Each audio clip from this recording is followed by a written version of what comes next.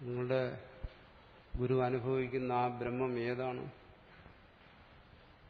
ആ ബ്രഹ്മമാകുന്ന ആനന്ദത്തെ അനുഭവിക്കുന്ന നിങ്ങളുടെ ഗുരു ആരാണ്? രണ്ടുപേരാണോ, ഒരാളാണോ?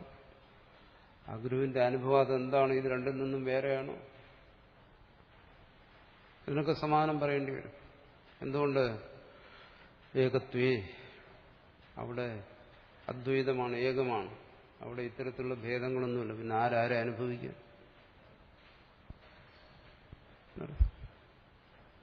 ഇവിടെ അതിന് പ്രമാണമായി പറയുന്നു. എത്രത്തു അസ്യ സർവം ആത്മീവ അഭൂത് കേനകം പശ്യത് കേനകം വിജാനീയാത്. പലതവണ നമ്മൾ ചർച്ച ചെയ്തതാണ്. ഇനി വരുന്ന ഭാഗത്തിൽ അത് വിശദമായി ചർച്ച ചെയ്യുന്നതാണ്. എത്രത്തു സർവം അസ്യാത്മൈവ അഭൂത്. നിങ്ങൾ പറയുന്ന ഒരു ബ്രഹ്മജ്ഞാനം, അതിനെ തന്നെ എടുക്കാം. അതിനെടുത്തു കഴിഞ്ഞാൽ അജ്ഞാനനാശം സംഭവിക്കുന്ന ആ ബ്രഹ്മജ്ഞാനത്തിൽ, അവിടെ ആ ഏകത്വത്തിൽ എന്താണ്? സർവം ആത്മീവ അഭൂത്. ഒന്നും തന്നിൽ നിന്ന് അന്യമായി ഒന്നുമില്ല. ആത്മാവ അഭൂത്, താൻ തന്നെ ആയിത്തീർന്നു സർവവും. അപ്പോൾ കേനകം പശ്യ, എന്ത് കർണം കൊണ്ട്? കേന കർണേന കം വിഷയം പശ്യത്, ഏത് വിഷയത്തെ കാണും? ആരും എന്തിനെ കാണും? കേനകം വിജാനിയ, ഏത് കർണം കൊണ്ട് ഏതൊന്നിനെ സാക്ഷാത്കരിക്കും? അതെങ്ങനെ സാധിക്കും? എത്ര നാന്യത് പശ്യതി, ഏതൊരവസ്ഥയിലാണോ? പക്ഷെ ഇതെല്ലാം ഇവിടെ ആ ആത്മസാക്ഷാത്കാരം എന്ന് പറയുന്ന ഒന്നിനെ സംബന്ധിച്ചാണ് പറയുന്നതെങ്കിൽ അവിടെ എല്ലാം സുഷുപ്തിയുടെ പ്രകടനത്തിലാണ് പറയുന്നത്. 4-ാം അധ്യായത്തിൽ എത്ര നാന്യത് പശ്യതി, മറ്റൊന്നിനെ കാണുന്നില്ല. നാന്യ ശൃണോതി, കേൾക്കുന്നില്ല. നാന്യ വിജാനാദി, അറിയുന്നില്ല. സഭൂമ, അതാണ് ആനന്ദസ്വരൂപം. ഇത് രണ്ടിടത്തും ഉപയോഗിക്കാം. തത്വനിഷ്ഠന്റെ ആത്മബോധത്തെ സംബന്ധിച്ചും പറയാം, സുഷുപ്തിയെ സംബന്ധിച്ചും പറയാം. അടുത്ത് പറയുന്നത് നമ്മൾ ചർച്ച ചെയ്തതാണ് ഛാന്തോക്യത്തില്. പ്രാജ്ഞേന ആത്മന സംപരിഷുപ്ത, ആ പ്രാജ്ഞാത്മാവുമായി, പ്രാജ്ഞനുമായി സംപരിഷുപ്ത, ഏകീഭൂതനായവൻ. ന ബാഹ്യം കിഞ്ചന വേദ, അവൻ പുറമേ ഒന്നും തന്നെ അറിയുന്നില്ല. അവിടെയും ഈ സുഷുപ്തിയെക്കുറിച്ച് പറയുന്നതാണ്. അപ്പോൾ ഇവിടെയെല്ലാം എന്താണ്? വിജ്ഞാനത്തെ നിഷേധിച്ചിരിക്കുകയാണ്. ആത്മാവിന്റെ സ്വസ്വരൂപത്തിൽ അവിടെ വിജ്ഞാനങ്ങളെല്ലാം നിഷേധിച്ചിരിക്കുകയാണ്. ഒരു വിജ്ഞാനവുമില്ല, ഒരു വിഷയത്തെ സംബന്ധിച്ചുള്ള വിജ്ഞാനമില്ല. അവിടെ ആനന്ദവും വിഷയമായി വരുന്നില്ല, ആനന്ദവും സംവേദ്യമായി വരുന്നില്ല. ന ബാഹ്യം കിഞ്ചന വേദ, ന ആന്തരം ന ബാഹ്യം. ഉള്ളും അറിയുന്നില്ല, പുറവും അറിയുന്നില്ല. അവൻ തന്നെയും അറിയുന്നില്ല, അന്യമായതിനെ അറിയുന്നില്ല. സുഷുപ്തി പോലെ അവിടെ തന്നെ അറിയുന്നില്ല, അന്യത്തെയും അറിയുന്നില്ല. അതുകൊണ്ട് ആത്മസ്വരൂപം അവിടെ സ്വസ്വരൂപത്തിൽ അത് ഏകമായിരിക്കെ, അദ്വയമായിരിക്കെ, അവിടെ തന്നിൽ നിന്ന് അന്യമായി ഒന്നിനെ അറിയുന്നില്ല. തന്നിൽ നിന്ന് അന്യമായൊരു സുഖത്തെ, ആനന്ദത്തെ അനുഭവിക്കുന്നില്ല എന്നവിടെ നിഷേധിച്ചിരിക്കുന്നു. അതുകൊണ്ട് ഇതിന്റെ താല്പര്യം കൂടി എടുക്കണം. ലോകവേദ വാക്യാർത്ഥങ്ങൾ ഒരുപോലെയാണെങ്കിലും ഈ വാക്യാർത്ഥത്തെ കൂടെ എടുക്കുക. എന്നിട്ട് ചിന്തിക്കുക, ഇവിടെ ആനന്ദം ബ്രഹ്മ എന്ന് പറയുമ്പോൾ നമ്മൾ അനുഭവിക്കുന്ന ആനന്ദത്തെയാണ് ഇവിടെ പറയുന്നത്. അത് അനുഭവിക്കുന്നവന്റെ സ്വരൂപമായിരിക്കുന്ന ആനന്ദത്തെയാണോ എന്ന് മനസ്സിലാക്കുക എന്നർത്ഥം. വിരുദ്ധശ്രുതിവാക്യ ദർശന തേന കർത്തവ്യോ വിചാര.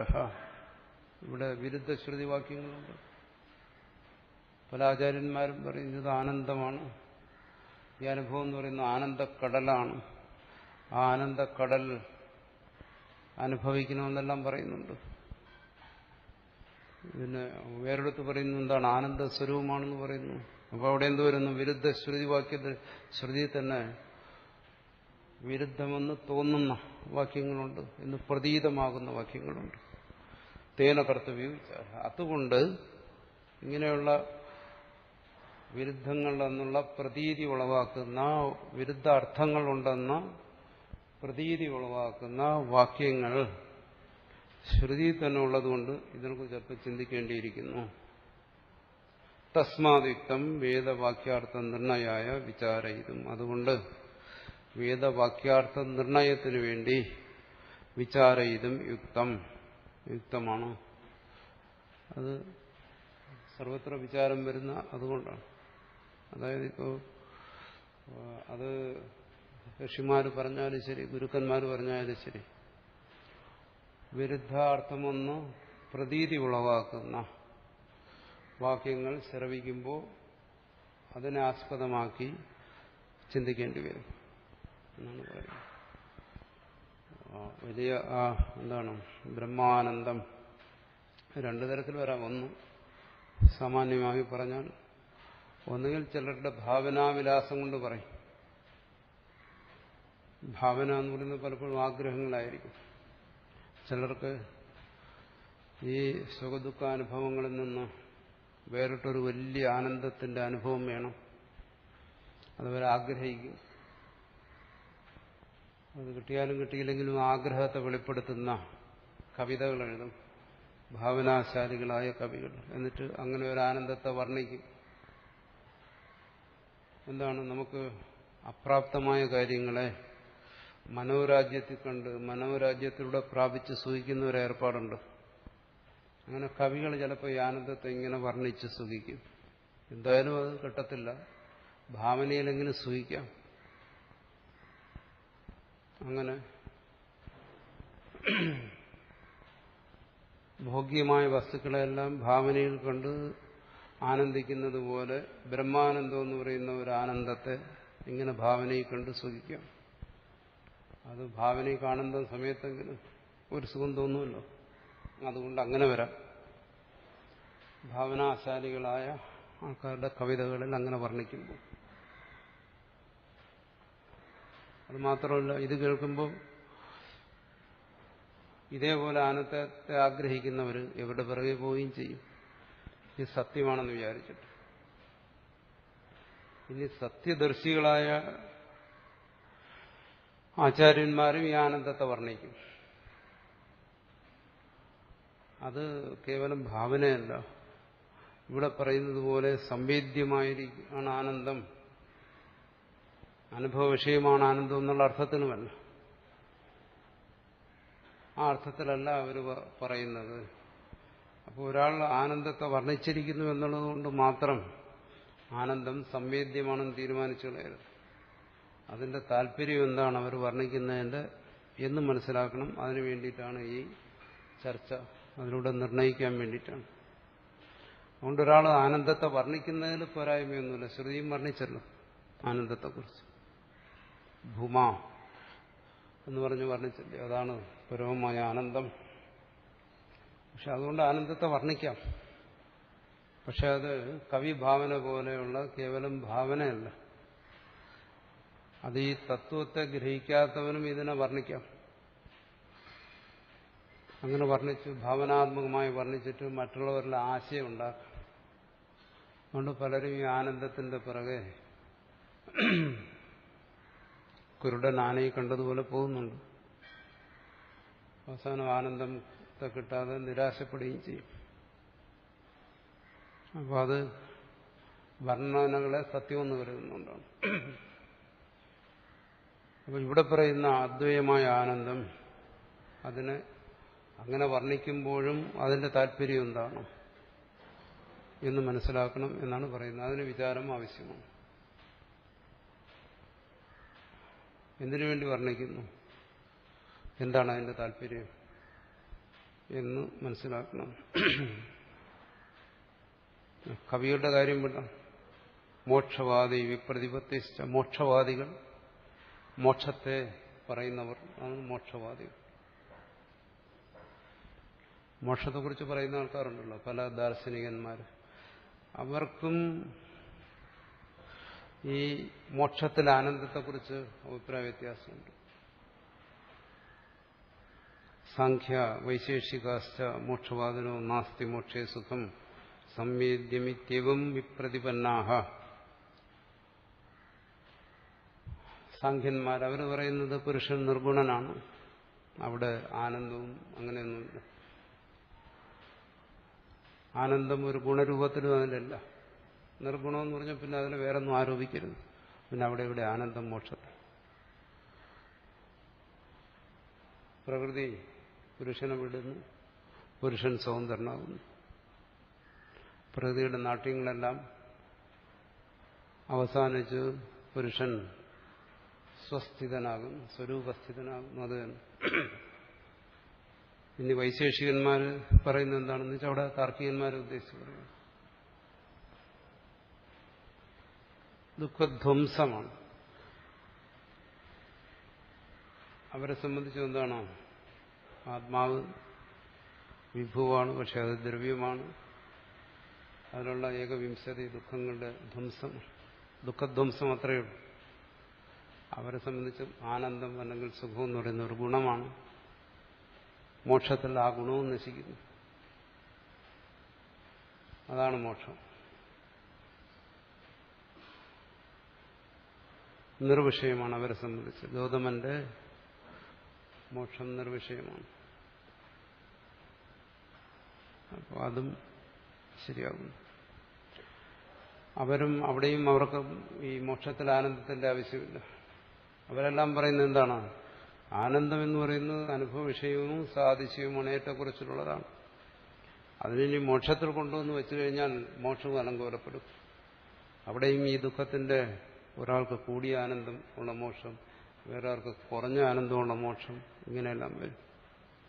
മോക്ഷത്തിനും സാതിശയത്വ ദോഷം വരും. അതുകൊണ്ട് മോക്ഷത്തിൽ ആനന്ദമൊന്നും വേണ്ട.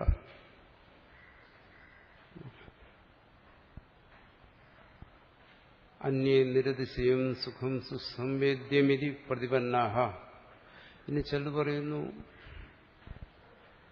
നിരതിശയമായ സുഖം, അങ്ങനെ ഒരു സുഖമുണ്ട്, പക്ഷെ അത് സ്വസംവേദ്യമാണെന്ന് ചിലർ പറയുന്നു.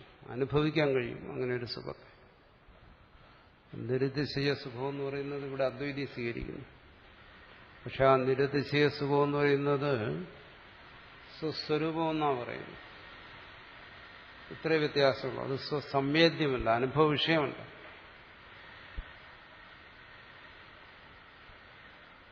എന്ന് പറയുന്നു. അങ്ങനെ വലിയ സുഖത്തെ പറയുന്ന ആരൊക്കെയാണ്?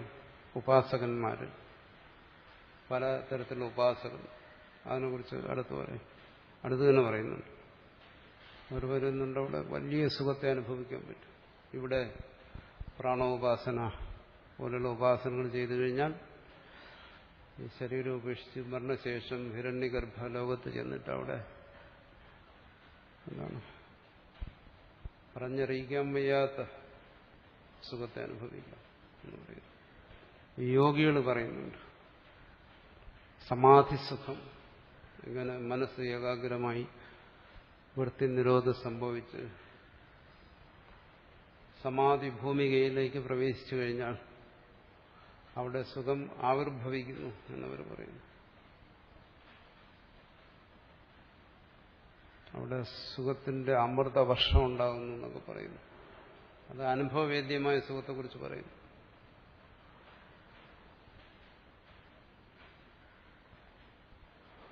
അത് പറയുന്നു. അതാണ് നിരതിശയ സുഖം സ്വസംവേദ്യം. പിന്നെ താന്ത്രികന്മാർ എല്ലാം പറയുന്നുണ്ടല്ലോ, ചന്ദ്രമണ്ഡലത്തിൽ നിന്ന് ഇങ്ങനെ സുഖം ഓരോരുത്തരുടെ അനുഭവം പറയുകയാണ്. ഇങ്ങനെ അമൃതവർഷം ഉണ്ടാകും, അതിൽ മുഴുകും. ഇങ്ങനെ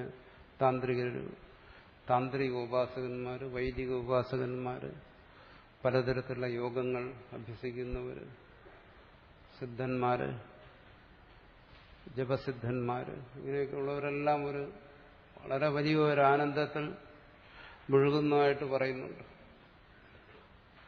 അദ്വൈതി ഇതിനെക്കുറിച്ച് എന്താ പറയുന്ന അവസാനം പറയും. അത് വേണമെങ്കിൽ ഞാൻ ആദ്യമേ പറയാം. ഇതൊക്കെ ഒരു ഭ്രാന്തിയാണ്. ഈ പറയുന്ന സുഖങ്ങളെല്ലാം ദുഃഖത്തെ പോലെ തന്നെ ഒരു വിഭ്രാന്തിയാണ് എന്നാണ് അദ്വൈതിയുടെ നിലപാട്.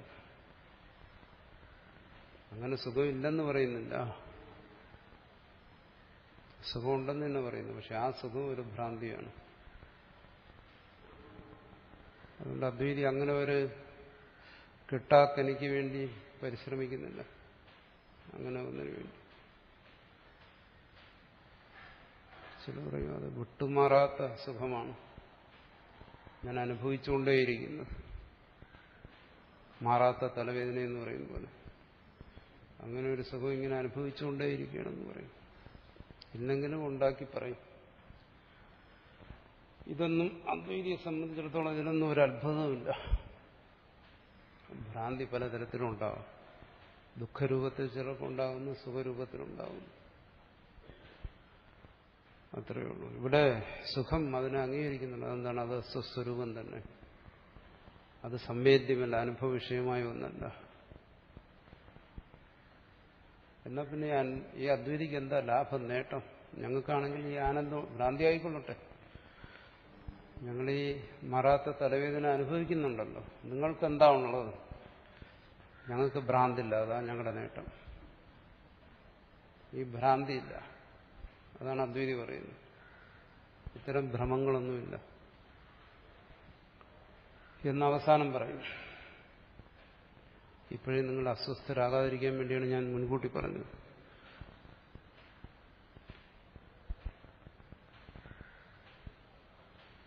അപ്പോ വിപ്രതിപന്നാഹ അന്യ നിരതിശയം സുഖം സുസംവേദ്യമിതി വിപ്രതിപന്നാഹ, ഇങ്ങനെ എല്ലാവർക്കും തമ്മിലടിയാണ്.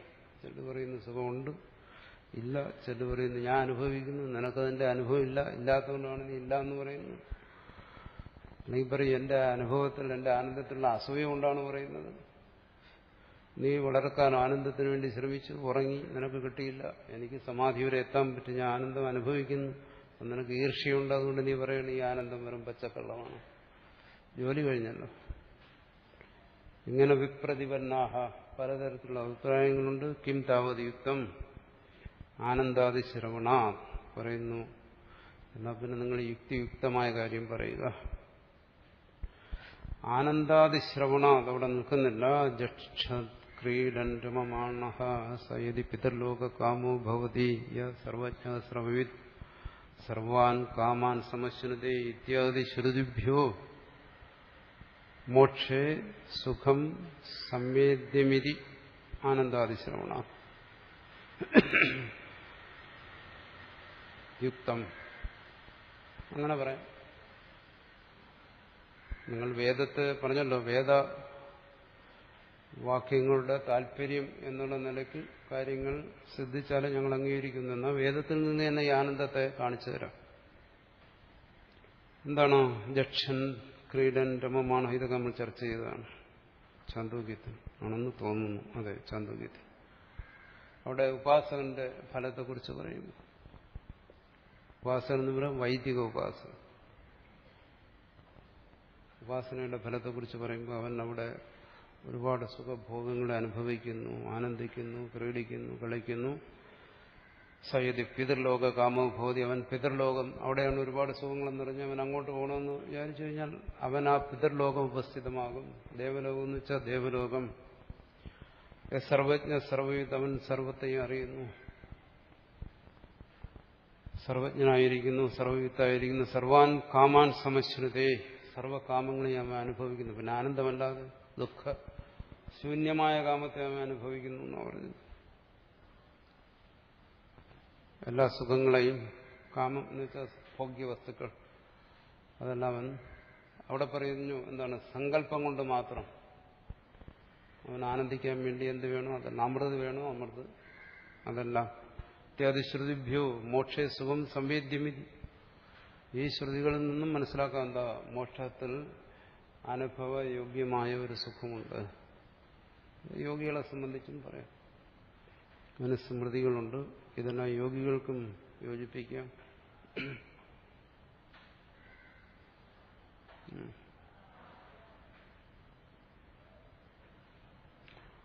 പക്ഷെ ഇങ്ങനെ പറയുമ്പോൾ അങ്ങനെ മോക്ഷത്തിൽ സുഖത്തെ അനുഭവിക്കുന്നു എന്ന് പറയുമ്പോൾ നേരത്തെ തുടക്കത്തിൽ പറഞ്ഞ ഒരു ദോഷം വരും. ഈ സുഖത്തെ അനുഭവിക്കുന്നവൻ ആര്? അവന്റെ അനുഭവ വിഷയമായിരിക്കുന്ന സുഖമേത്? അപ്പോൾ അവനാര്? ആ അനുഭവം എന്തെന്നൊക്കെ ചോദിക്കുമ്പോൾ അവിടെ വീണ്ടും ദ്വൈതം വരും. പ്രമാദ പ്രമാണ പ്രമേയം എന്ന് പറയുന്ന ഭേദം വരും. അതല്ലാതെ അനുഭവ സാധ്യമല്ല. ഈ ഭേദത്തെ നിഷേധിച്ചു കഴിഞ്ഞാൽ അവിടെ പിന്നെ അനുഭവമില്ല. അദ്വൈതം എന്ന് പറയുന്നത് ഒരു തരത്തിലുള്ള ഭേദത്തെ അംഗീകരിക്കുന്നില്ല. ഏതെങ്കിലും ഒരു അനുഭവത്തിന്റെ തലമുണ്ടെങ്കിൽ അത് ഭേദത്തിന്റെ തലമാണ്, അത് പരമാർത്ഥമല്ല. ഇതാണ് അദ്വൈതി പറയുന്നത്. ആ ചോദ്യം ഇവിടെ ചോദിക്കുകയാണ്, നന്നു ഏകത്വേ കാരക വിഭാഗ അഭാവ വിജ്ഞാനാനുപത്തി. ഏകമാണ്, അദ്വൈതമാണ് സത്യമെങ്കിൽ കാരക വിഭാഗം വരത്തില്ല. കർത്താവ്, കർമ്മം, കരണം തുടങ്ങിയ വിഭാഗം, അനുഭവിക്കുന്നവൻ, അനുഭവം, അനുഭവ വിഷയമായ വസ്തു, ഈ പറയുന്ന ഈ വിഭാഗം വരത്തില്ല. പിന്നെ വിജ്ഞാനാനുഭവത്തിൽ അനുഭവം ഉണ്ടാകത്തില്ല. അത് ആനന്ദത്തെക്കുറിച്ചായാലും ശരി അനുഭവം ഉണ്ടാകുന്നില്ല. ആനന്ദാനുഭവം എന്ന് പറഞ്ഞാൽ എന്താണ്? ആനന്ദത്തെക്കുറിച്ചുള്ള അറിവ്, അതിനാണ് ആനന്ദാനുഭവം എന്ന് പറയുന്നത്. അതുണ്ടാകത്തില്ല. ക്രിയായാശ്ച അനേക കാരക സാധ്യത്വ വിജ്ഞാനസ്യ ക്രിയാത്വ. ക്രിയ എന്ന് പറയുന്നത് എന്താണ്? അനേക കാരക സാധ്യമാണ്. ഏത് ക്രിയയായാലും ശരി, അത് മാനസിക ക്രിയ ആയാലും ശരി. വിജ്ഞാനം എന്ന് പറയുന്നത് മാനസിക ക്രിയയാണ്, അറിവെന്ന് പറയുന്നത് മാനസികമായ ക്രിയയാണ്. എന്തുകൊണ്ട്? അവിടെ അറിയുന്ന ഒരാളുണ്ട്, അവൻ അറിയുന്നതിനുള്ള മനസ്സുൾപ്പെടെയുള്ള കർണങ്ങളുണ്ട്, അവൻ അറിയുന്ന വിഷയമുണ്ട്. അത് സുഖമായാലും ശരി ദുഃഖമായാലും ശരി, അറിവ് എന്ന് പറയുന്ന ഒരു പ്രവൃത്തി, ക്രിയ നടക്കുന്നുണ്ട്. ഇതൊക്കെ സംഭവിക്കണ്ടേ? ഇതൊക്കെ സംഭവിക്കുമ്പോഴല്ലേ ഈ പറയുന്ന വലിയ വലിയ ആനന്ദമുള്ളൂ. ആനന്ദമില്ലെന്ന് പറയുന്നില്ല, കാരണം ശ്രുതി തന്നെ പറയുന്നുണ്ടല്ലോ. നേരത്തെ ചാന്ദോഗ്യത്തിൽ യുവാവിന്റെ ആനന്ദം തുടങ്ങി ചക്രവർത്തിയുടെ ആനന്ദത്തെ വരെ പറഞ്ഞില്ലേ അവിടെ. ആനന്ദത്തെ നിഷേധിക്കാൻ വേണ്ടിയിട്ടല്ല പറയുന്നത്. ഈ ആനന്ദം പരമാർത്ഥമാണോ അതോ ഭ്രാന്തിയാണോ ഇത് തീരുമാനിക്കാൻ വേണ്ടിയിട്ടാണ്. അല്ലെങ്കിൽ ഈ ആനന്ദത്തിന്റെ സ്വരൂപം എന്താണോ എന്നുള്ളത് നിർണ്ണയിക്കാൻ വേണ്ടിയിട്ടാണ് ഇവിടെ ചർച്ച. ആനന്ദത്തിൽ ഏറ്റക്കുറച്ചിലല്ലെന്നോ സമാധിയിൽ ആനന്ദമില്ലെന്നോ ഒന്നും പറയുന്നില്ല. അതൊക്കെ ഉണ്ടാകാം. പക്ഷേ എന്താണ്? ആനന്ദത്തെക്കുറിച്ചുള്ള അനുഭവം, ബ്രഹ്മം ആനന്ദമാണ്, ആ ബ്രഹ്മാനന്ദത്തെ ഞാൻ അനുഭവിക്കുന്നു എന്ന് പറയുന്നതിലെ പൊള്ളത്തരം, യുക്തിഭംഗം, അതിനാണ് ഇവിടെ എടുത്ത് കാണിക്കുന്നത്. അതൊരിക്കലും ശരിയാകത്തില്ല.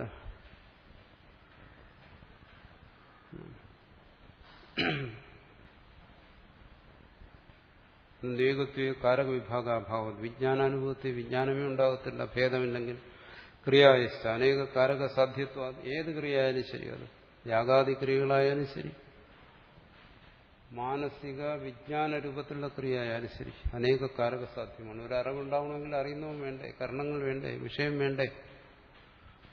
വിജ്ഞാനസിച്ച ക്രിയാത്വത്തിൽ ഏത് അനുഭവമായാലും ശരി, ആനന്ദത്തിന്റെ അനുഭവമായാലും ശരി, ഇനി ബ്രഹ്മത്തിന്റെ അനുഭവമായാലും ശരി, അനുഭവം എന്ന് പറയുന്നതും അത് ക്രിയയാണ്, മാനസിക ക്രിയയാണ്, ചിത്തത്തിന്റെ പരിണാമമാണ്, ചിത്തവൃത്തിയാണ് അറിവെന്ന് പറയുന്നത്.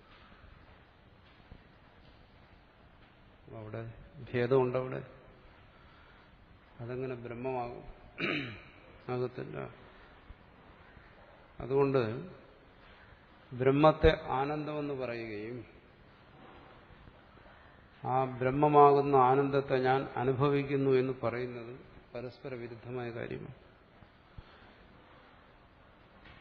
ബ്രഹ്മം ആനന്ദമാണെങ്കിൽ, ബ്രഹ്മം സ്വസ്വരൂപമാണെങ്കിൽ അതൊരിക്കലും അനുഭവത്തിന് വിഷയമല്ല. നിങ്ങൾ അനുഭവിക്കുന്ന ആനന്ദം അത് ഈ ലോകത്തിൽ നാമരൂപങ്ങളെ അനുഭവിക്കുന്നു, ശബ്ദസ്പർശ രൂപരസഗന്ധങ്ങളെ അനുഭവിക്കുന്നു, അതുപോലുള്ള ഒരു ഭ്രാന്തിയാണ്.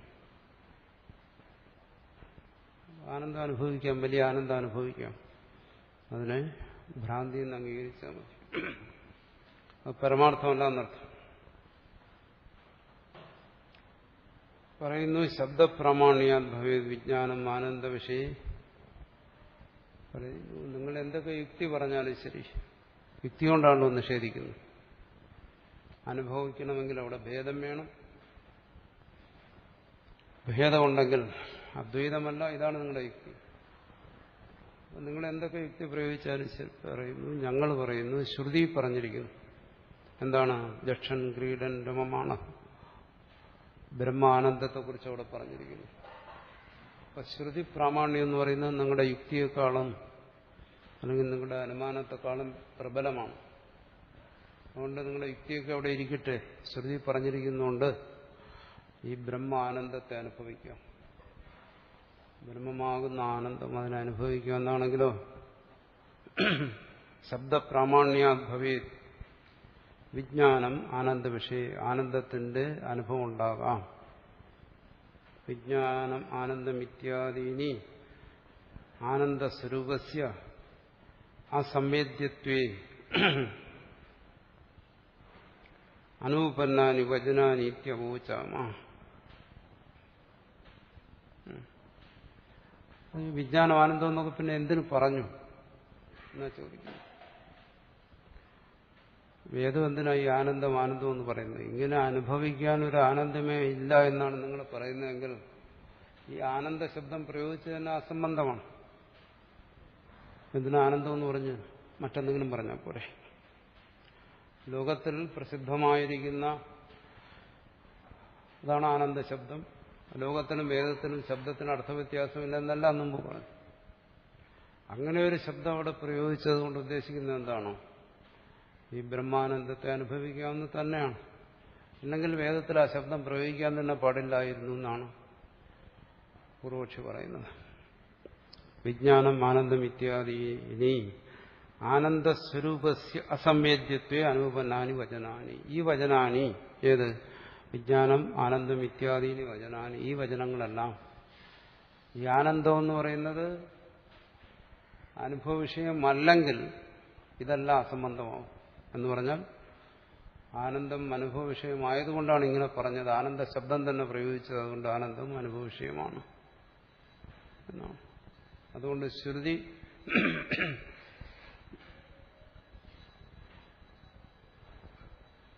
പറഞ്ഞിരിക്കുന്നുണ്ട്, വേദം പറഞ്ഞുകൊണ്ട് സ്വീകരിക്കണം. കാരണം ശ്രുതി ഭക്തനാണല്ലോ ശങ്കരാചാര്യർ. ശ്രുതിക്ക് പരമപ്രാമാണ്യം കൽപ്പിക്കുന്ന ആളാണല്ലോ അദ്വൈതി. അപ്പൊ അദ്വൈതിയെ വേദം കൊണ്ട് തന്നെ പരാജയപ്പെടുത്താം എന്നോ. നനോ വചനേനാപ്പി അഗ്നേഹി ശൈത്യം ഉദകസ്യ ഔഷ്ണ്യം ന ക്രിയതേ ഏവ ജ്ഞാപകത്വം വചനാണ് പറയുന്നു. വേണ്ടി വന്നാൽ ഞങ്ങൾ നിങ്ങളുടെ വചനത്തെയും തള്ളിപ്പറയും. ഇനി വേദം പറഞ്ഞെന്ന് പറഞ്ഞാലും ശരി, സ്വീകരിക്കാൻ സാധ്യമല്ല പറയുന്നു. വേദം പരമപ്രമാണമൊക്കെ തന്നെ. പക്ഷേ വേദം പറയുകയാണ് ശൈത്യം ഉദകസ്യ ഔഷ്ണ്യം. അത് ജലത്തിന്റെ സ്വഭാവം ശീതമാണ്. അല്ലാതെ സ്വതേ എന്നുവെച്ചാൽ അഗ്നിസമ്പർക്കം കൂടാതെ തന്നെ അത് ഉഷ്ണമാണെന്ന് വേദം പറഞ്ഞാൽ അത് സ്വീകരിക്കാൻ സാധ്യമല്ല. അപ്പോൾ വേദം പറഞ്ഞെന്ന് പറഞ്ഞാൽ ഞങ്ങളുടെ മേളിലൊന്നും, ഞങ്ങൾ വേദഭക്തന്മാരാണ്, അതുകൊണ്ട് ഞങ്ങളുടെ മേളിൽ വേദം പറഞ്ഞെന്ന് പറഞ്ഞൊന്നിനെ അടിച്ചേൽപ്പിക്കാൻ ശ്രമിക്കുന്നു. സത്യമല്ലാത്ത കാര്യം വേദം പറഞ്ഞാലും സ്വീകരിക്കത്തില്ല എന്നർത്ഥം. വേദത്തിനപ്പുറം ഒരു പ്രമാണമില്ല എന്ന് അങ്ങനെയുള്ള ആൾക്കാരാണ് പറയുന്നത്. അപ്പോൾ വേദം സത്യമല്ലാത്ത പറയത്തില്ല. പക്ഷെ വേദത്തെ ദുർവ്യാഖ്യാനം ചെയ്യാമല്ലോ. നിങ്ങൾക്ക് വേദത്തിന്റെ അർത്ഥം ഇന്നതാണെന്നല്ലേ നിങ്ങൾ പറയുന്നു. അത് വേദം പറഞ്ഞിട്ടില്ല, നിങ്ങളുടെ വ്യാഖ്യാനമാണ്. ഫലത്തിൽ വേദത്തെ അല്ല നിഷേധിക്കുന്നത്, നിങ്ങളുടെ വ്യാഖ്യാനത്തെ നിഷേധിക്കുകയാണ്. വേദത്തിന്റെ താല്പര്യത്തെ കണ്ടെത്തുന്നതിൽ നിങ്ങൾ പരാജയപ്പെട്ടു. ഇതുപോലെ തന്നെ സർവത്ര വാക്യങ്ങളും നമ്മൾ മനസ്സിലാക്കണം. ഗുരുക്കന്മാരുടെ വാക്യങ്ങൾ എല്ലാം അത് വിഡ്ഢികളും വ്യാഖ്യാനിക്കും. മൂഢബുദ്ധികളും അത് വ്യാഖ്യാനിച്ചിട്ട് പറയും ഇതാണ് ഇതിന്റെ താല്പര്യം, ഗുരു പറഞ്ഞതിന്റെ താല്പര്യം ഇതാണ്, ആചാര്യൻ പറഞ്ഞതിന്റെ താല്പര്യം ഇതാണ് എന്ന് പറയും. അതവരുടെ വാക്യത്തിന്റെ ദോഷമല്ല, വ്യാഖ്യാനത്തിന്റെ ദോഷമാണ്. അത് വിവരമുള്ളവൻ വ്യാഖ്യാനിക്കുന്നത് കേൾക്കാവും, മൂഢൻ വ്യാഖ്യാനിക്കുന്നത് സ്വീകരിക്കരുത്. വേദത്തെ സംബന്ധിച്ചും അത് തന്നെ. അങ്ങനെ വേദത്തെ ഞങ്ങൾ പ്രമാണമായി എടുക്കുന്നുണ്ടെങ്കിൽ അത് ഞങ്ങൾ വേദത്തിന് കണ്ടെത്തുന്ന അർത്ഥം അബാധിതമാണ്. അതുകൊണ്ടാണ് വേദത്തെ പ്രമാണമായി സ്വീകരിക്കുന്നത്. നിങ്ങളതിന് വേറെ അർത്ഥം കൽപ്പിച്ചാൽ അപ്പോൾ ഇതിൽ നിന്ന് മനസ്സിലാക്കാവുന്ന എന്താണ്, ഇതിനൊക്കെ ഏത് തരത്തിലും വ്യാഖ്യാനിക്കും. അവനവന്റെ ഭാവനയ്ക്കനുസരിച്ച് ആർക്കും എന്തും വ്യാഖ്യാനിക്കും. ആത്യന്തികമായി ആര് വ്യാഖ്യാനിച്ചാലും ശരി, അവനവന്റെ അനുഭവത്തിനും യുക്തിക്കും നിരക്കുന്നതേ സ്വീകരിക്കാവൂ, അല്ലാത്തത് തള്ളിക്കളയണം. അതുകൊണ്ട് ഇന്നാര് വ്യാഖ്യാനിച്ചതുകൊണ്ട് ഇത് ശരിയാണ്, ഇന്നാര് വ്യാഖ്യാനിച്ചതുകൊണ്ട് ഇത് തെറ്റാണെന്നൊന്നും ധരിക്കാൻ പാടില്ല. പിന്നെ അതിനെ സമീപിക്കുന്ന വിവേകികളെന്ന് പ്രത്യേകം പറയുന്നത് എന്തുകൊണ്ട്? മൂഢൻ പറയും ഇതെന്റെ അനുഭവത്തിന് യുക്തിക്ക് നിരക്കുന്നതാണ്, അതുകൊണ്ട് ഈ വ്യാഖ്യാനം ഞാൻ സ്വീകരിച്ചു. മൂഢനല്ല ഇവിടെ പ്രമാണമായിരിക്കുന്നത്. വിവേകിയായ ഒരുവൻ ഇതിനെ സമീപിക്കുമ്പോൾ അവന്റെ യുക്തിക്കും അനുഭവത്തിനും നിരക്കുന്നത് സ്വീകരിക്കും, അതിന്റെ താല്പര്യമായി സ്വീകരിക്കണം. അങ്ങനെ ഒരാൾക്ക് ഈ വാക്യങ്ങളുടെ, വേദവാക്യത്തിന്റെ, ഋഷിവാക്യത്തിന്റെ, ഗുരുവാക്യത്തിന്റെയൊക്കെ താല്പര്യം നിശ്ചയിക്കാൻ കഴിയത്തുള്ളൂ. ആ താല്പര്യ നിർദ്ധാരണമാണ് ഇവിടെ തത്വചിന്തയിൽ ഏറ്റവും മുഖ്യമായ, ഏറ്റവും പ്രധാനപ്പെട്ട വിഷയം.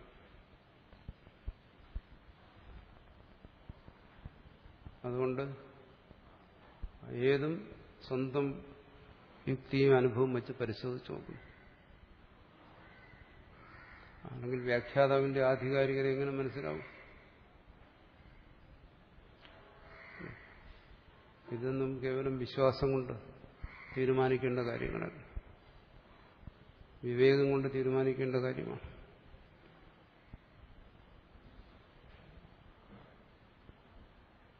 അതുകൊണ്ട് ആ താല്പര്യത്തിലൂടെ പറയുകയാണ്, വചനേനാപി, വേദം കൊണ്ട് തന്നെ അഗ്നിഹി ശൈത്യം ഉദകസിച്ച ഊഷ്ണ്യം ന ക്രിയതേ.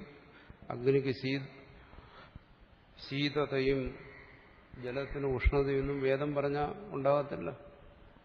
വേദം പറയുകയാണ് അങ്ങനെ പറഞ്ഞാൽ അത് ശരിയാകുമില്ല. ഇനി വേദത്തെ നിങ്ങൾ അങ്ങനെ വ്യാഖ്യാനിച്ച് ശരിയാകുമില്ല. നക്രിയതേവ. മാത്രമല്ല, മുമ്പ് വിശദമായി പറഞ്ഞ ഒരു കാര്യം പറയുകയാണ്. എന്താണ്? ജ്ഞാപകത്വാദ് വചനാന. എപ്പോഴും ഓർത്തിരിക്കേണ്ട കാര്യമാണ്. വചനം കേവലം ജ്ഞാപകമാണ്, മറിച്ചത് കാരകം അല്ല. അത് ഒന്നിന്റെ സ്വഭാവത്തെ മറ്റൊന്നാക്കാനൊന്നും അതിന് കഴിവില്ല. അത് വസ്തു എങ്ങനെയോ അതങ്ങനെ ബോധിപ്പിക്കുന്നു, അതേ ഉള്ളൂ.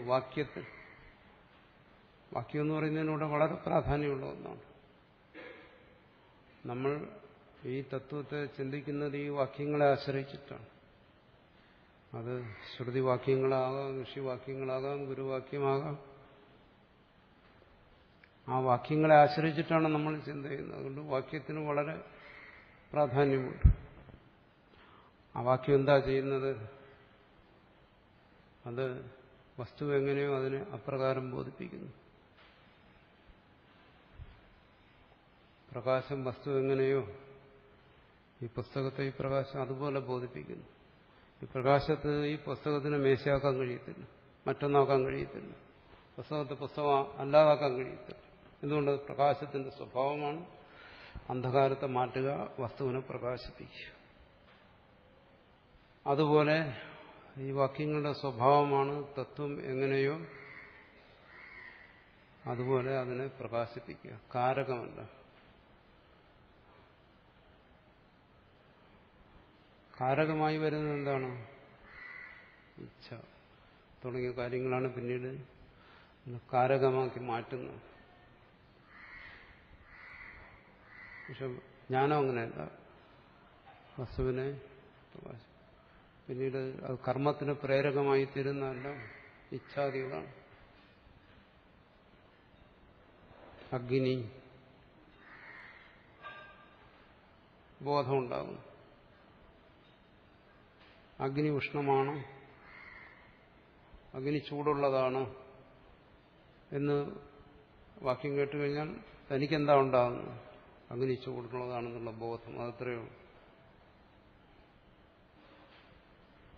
പിന്നീട് അതിനെ ആശ്രയിച്ചു വരുന്ന പ്രവൃത്തികളെല്ലാം മറ്റ് പല കാര്യങ്ങളുമാണ്. ചൂടുള്ളതാണ്, ഇപ്പം എന്താണ് ചൂടുകാലമാണ്, അതുകൊണ്ട് അത് വേണ്ട, എന്നാൽ അഗ്നി ഇല്ലാതാക്കാൻ ശ്രമിക്കുന്നു. അതിന് അവന്റെ ഉള്ളിൽ ഇച്ഛ വരുന്നു, അവനിൽ കൃതി പ്രയത്നം വരുന്നു, അവൻ അതിന്റെ ഉപായങ്ങളെ അന്വേഷിക്കുന്നു, വെള്ളം കൊണ്ടുവരുന്നു, അഗ്നിയിൽ ഒഴിക്കുന്നു, അഗ്നി ഇല്ലാതാക്കുന്നു.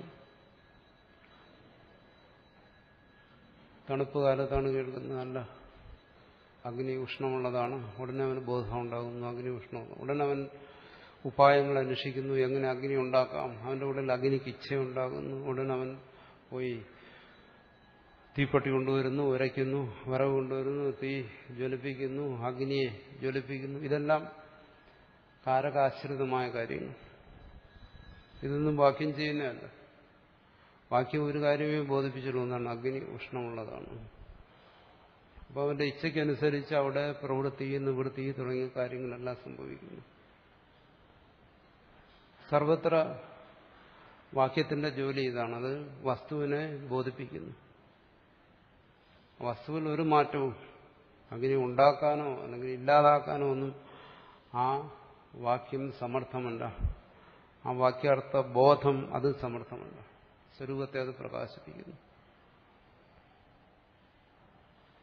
അതുകൊണ്ട് ശ്രുതി പറയുന്നു നിന്റെ സ്വരൂപം ആനന്ദമാണ് എന്ന് പറയുമ്പോൾ തന്റെ സ്വരൂപം ആനന്ദമാണ് എന്ന ബോധത്തിനപ്പുറം തന്റെ ഉള്ളിലിരിക്കുന്ന കാരകങ്ങൾ ഉണർന്ന് പ്രവർത്തിച്ച് ആ ആനന്ദത്തെ വിഷയമാക്കുക തുടങ്ങിയ മാനസിക ക്രിയകൾ ഒന്നും അവിടെ സംഭവിക്കുന്നില്ല. അങ്ങനെയൊക്കെ സംഭവിക്കുന്നുണ്ടെങ്കിൽ അത് ആ വാക്യാർത്ഥജ്ഞാന കൊണ്ടല്ല, തന്റെ ഉള്ളിലുള്ള ഇച്ഛയും മറ്റും കൊണ്ടാണ്. തനിക്ക് ആഗ്രഹം വരുന്ന ആനന്ദത്തെ എനിക്ക് അനുഭവിക്കുന്നു. ഉടനെ അതിനുള്ള അഭ്യാസങ്ങൾക്ക് തുടരുന്നു. അത് പ്രാപിക്കാം, സ്വരൂപമായിരിക്കുന്ന ആനന്ദത്തെ പ്രാപിക്കാമെന്നുള്ള വ്യാമോഹം കൊണ്ട്. അവിടെ മോഹത്തിനും മറ്റും അടിമപ്പെട്ടിട്ടാണ് പ്രവൃത്തി സംഭവിക്കുന്നത്, ജ്ഞാനം കൊണ്ടല്ല. ജ്ഞാനം എന്ത് ചെയ്യുന്നു? നിന്റെ സ്വരൂപം അത് ആനന്ദമാണ് എന്ന് ബോധിപ്പിച്ചു. അപ്പൊ സ്വരൂപമാണ് ബോധം എന്ന് പറഞ്ഞപ്പോൾ അവന് അത് വിഷയമല്ല എന്നതിൻ്റെ അർത്ഥം എന്ന് ബോധ്യപ്പെട്ടു, നിശ്ചയം വന്നു. പിന്നെ അവനിൽ അതിനെ വിഷയമാക്കാനുള്ള യത്നങ്ങളെല്ലാം അവിടെ അവസാനിച്ചു. സ്വരൂപമായിരിക്കുന്ന ആനന്ദത്തെ വിഷയമായി അനുഭവിക്കുന്നതിനുള്ള യത്നങ്ങൾ അവസാനിച്ചു. അവൻ കൃതകൃത്യനായി. എങ്ങനെ? അവന്റെ ബോധത്തിന്റെ സ്ഥിരത അനുസരിച്ച്. അവനെ സംബന്ധിച്ചും ആത്മാവ് ആനന്ദസ്വരൂപം തന്നെ. അവനെ സംബന്ധിച്ചും ആത്മാവ് സ്വസ്വരൂപം ആനന്ദക്കടൽ തന്നെയാണ്. പക്ഷെ അവനിൽ ഈ ആ ആനന്ദത്തെ പിന്തുടർന്നുള്ള ഭ്രമമില്ല. ആ ഭ്രമത്തെ ആശ്രയിച്ചുള്ള പ്രവൃത്തികളില്ല. അതുകൊണ്ടാണ് നേരത്തെ പറഞ്ഞത് അദ്വൈതിയെ സംബന്ധിച്ച് ആനന്ദഭ്രമമില്ല, ഭ്രമാത്മകമായ പ്രവൃത്തികളില്ല.